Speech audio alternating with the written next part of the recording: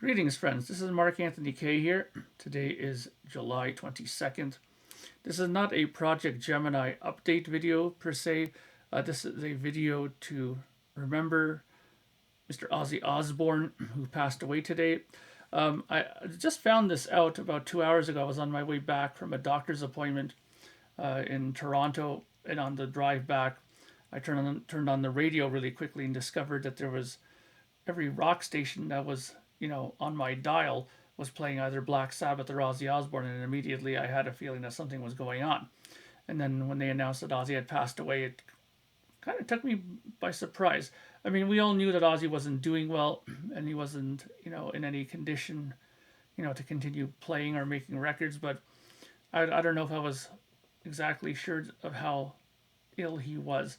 And with that said, the concert that just passed a few weeks ago, the beginning of the end or whatever it was called, I don't remember now for some reason.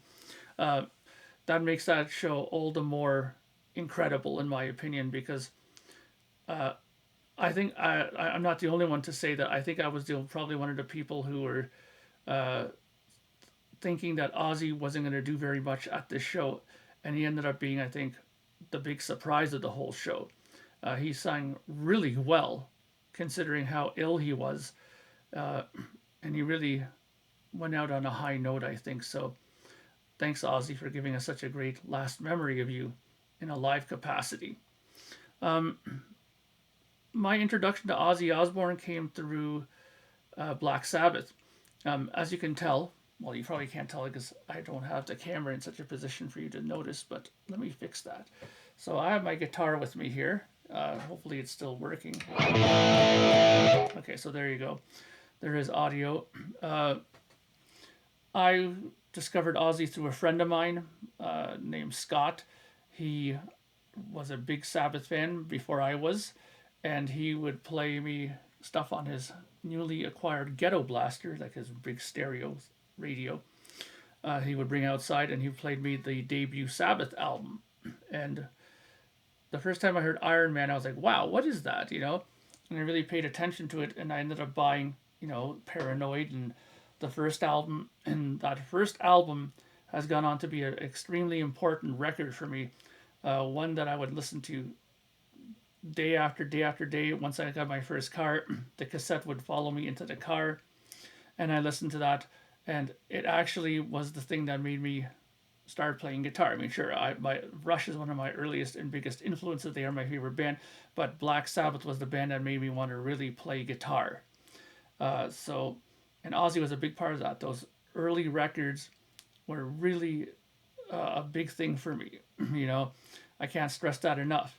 And while Ozzy may not have been known as a virtuoso songwriter or something like that, but he was a great frontman, a great entertainer. He was definitely somebody who, you could never forget once you saw him or listened to him the first time. He definitely stood out. He did some crazy things throughout his career, and the fact that he survived to 76, I think it was incredible. And he gave us a lot of music, a lot of great albums came through thanks to Ozzy. And again, he didn't write a lot of it, but he had a good ear for what a great guitar player is.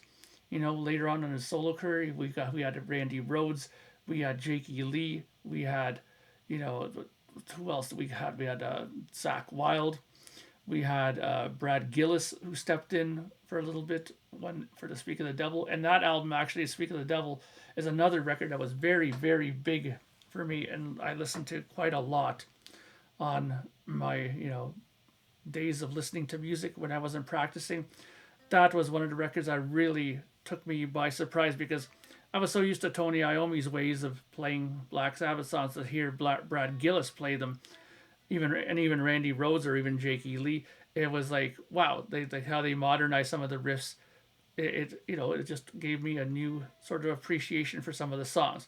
Some of the earliest stuff that I remember is like the staple Ozzy stuff, with Sabbath, like Paranoid.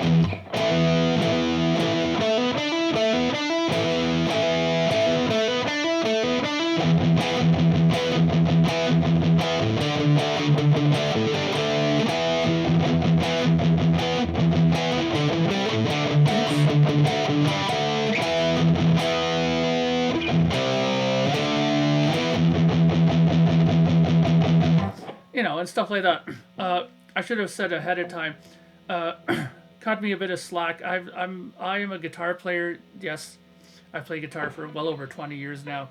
But I am mainly a songwriter, and with that said, I don't usually play a lot of covers. I don't usually, and haven't played probably covers in like 10, 15 years with a band. So I might be a little rusty with some of these riffs, but I just wanted to just show some of the songs that really inspired me. So there might be a mistake here and there. That's all I'm trying to say. So again, the Sabbath stuff was really important, like records like Sabbath Bloody Sabbath.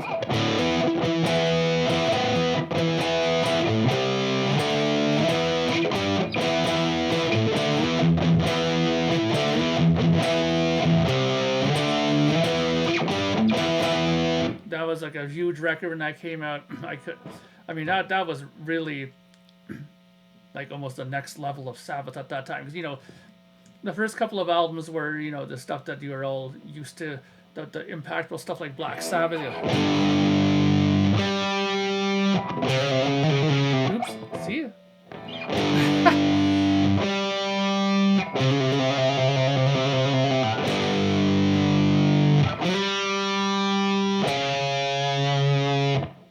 There you go. Sorry about the screw up there.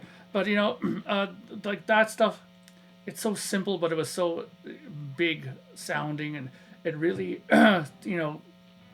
captured your imagination. And of course, Ozzy singing with that. What is this? It was so eerie and creepy. And as a young guy, 16, 17 years old, I was like, wow, what is this stuff? So I really got into that stuff when I was younger. What else could I play?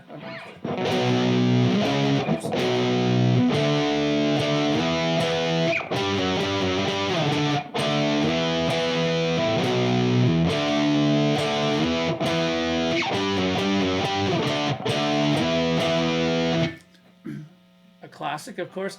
And another thing that the Black Sabbath and Ozzy and these guys kind of made me aware of is like the different tunings and stuff like that. But Ozzy always knew what to do with these kind of songs, like Children of the Grave or something like that. Like the original version of Children of the Grave, it was something that really made me want to pull my hair out when I first heard it. I was like, this sounds awesome, let's play it. And when you first hear it, you're like, okay, that's definitely gonna be E, because it's so low.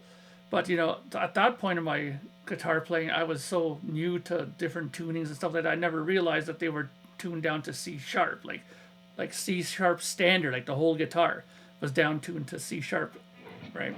So I was always playing on my hair, like, why can't I get this to sound that way? Then when I finally discovered it, thanks to a guitar magazine called Guitar World, I believe it was, they did a comparison of Tony Iommi's version, Randy Rhoads' version, and I think maybe even Jake Ely's, but those two versions really opened my eyes, because the original version, if you down tune it to C sharp, would go.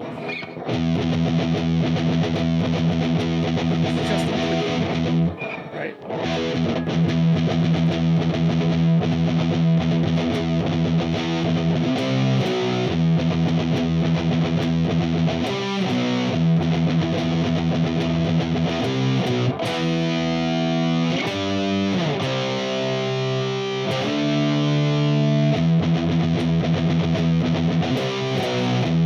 And then what Randy Rhoads would do is, instead of dropping his guitar down, the song was in C sharp, he would just play it in C sharp, which is like a third higher than what it actually was, in a sense, right?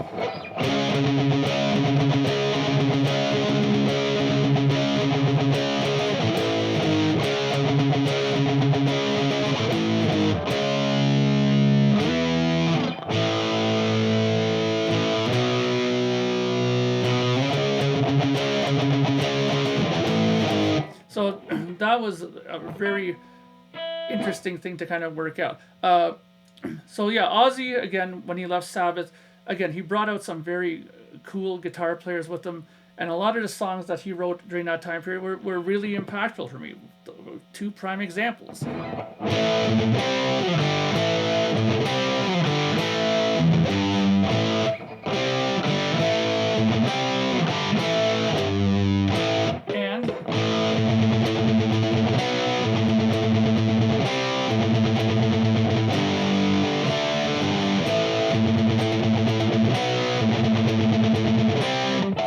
You have like standard. Oops.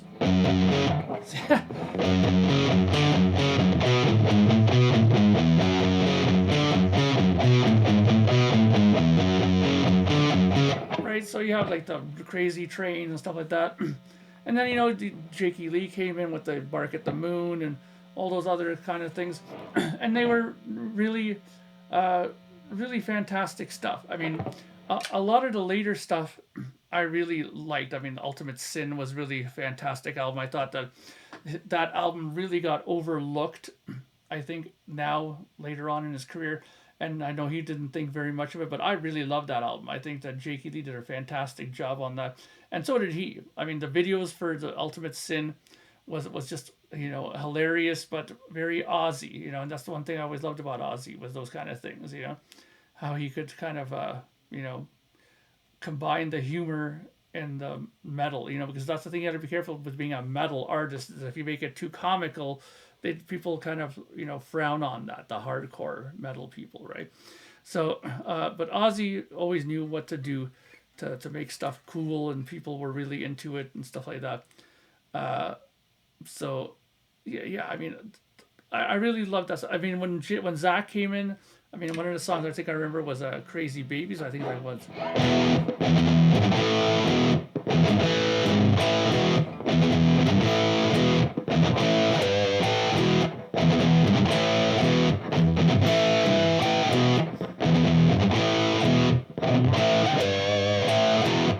That little squawking thing that he loves to do.